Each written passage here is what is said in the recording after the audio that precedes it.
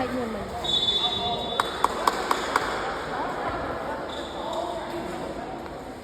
xa này cái đúng cái mưa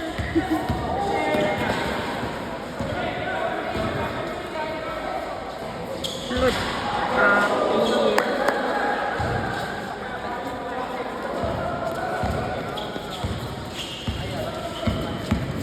ăn ăn cái gì ơ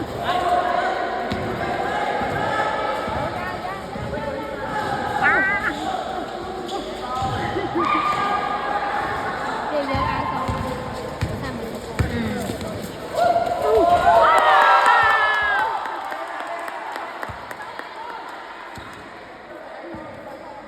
khăn chua ăn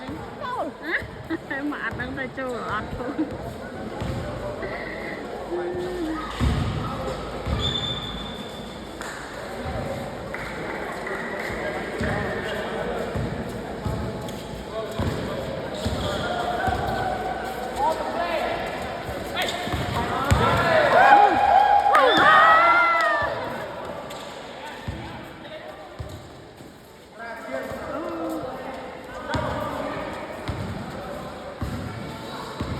nóไปบ้านครบcáiอัตนาของไหนเนี่ย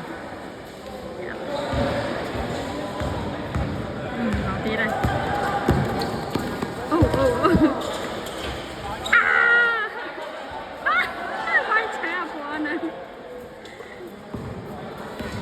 phải cứ nước lọc cả นี่ยาลาดจริงแกว่าจะสาดตัวนึง